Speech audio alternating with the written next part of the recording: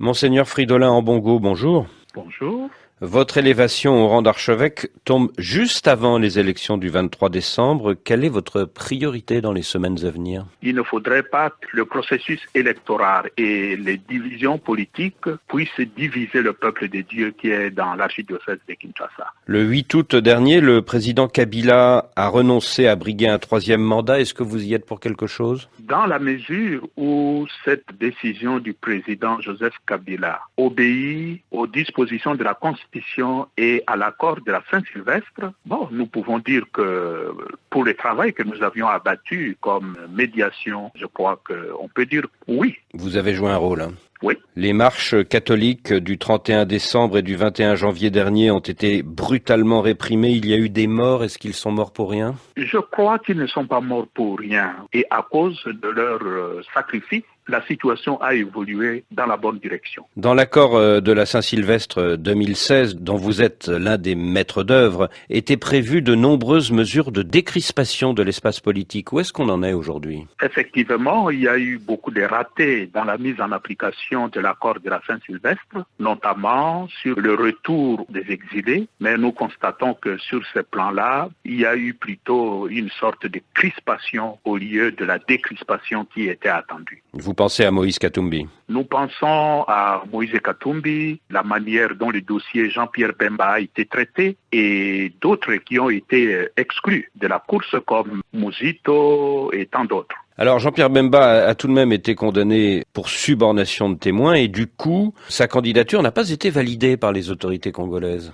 À ma connaissance, jusque maintenant, Jean-Pierre a été condamné en première instance pour subornation. Il a fait appel et jusque-là, ce dossier n'est pas encore clôturé. Les juges en appel ne se sont pas encore prononcés et ce qui me surprend, c'est qu'au niveau du pays, ce dossier est considéré comme une condamnation définitive. Donc là, je n'arrive pas à comprendre la motivation réelle de la Cour suprême. Vous pensez que c'est une décision injuste? Je crois que c'est une décision politique, ouais. Le 10 septembre dernier, la conférence épiscopale SENCO a écrit une lettre à la SADC pour manifester ses inquiétudes. De quoi s'agit-il? C'est parce que la question de la machine à voter est une question qui risque ou bien de bloquer la tenue de ces élections, ou bien on tient les élections, mais le résultat ne sera pas accepté par les autres. Et notre intervention auprès de la SADC, tout comme nous le faisons auprès de la classe politique du Congo, c'est que cette question de la machine à voter soit traitée par la tripartite,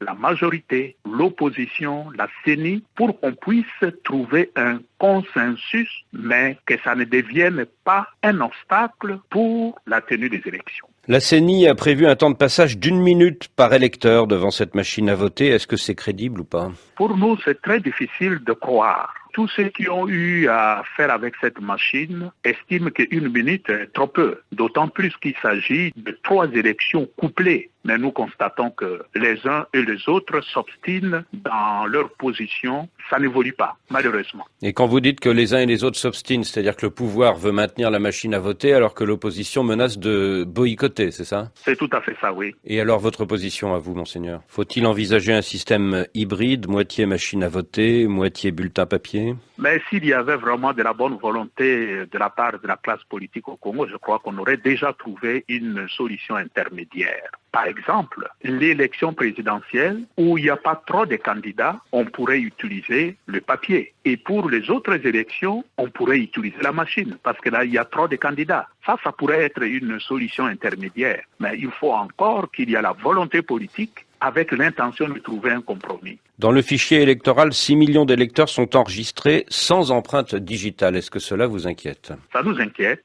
6 millions, si vous prenez rien que ça peut changer les résultats des élections. Tout ça doit être clarifié avant la tenue des élections pour créer un climat de confiance.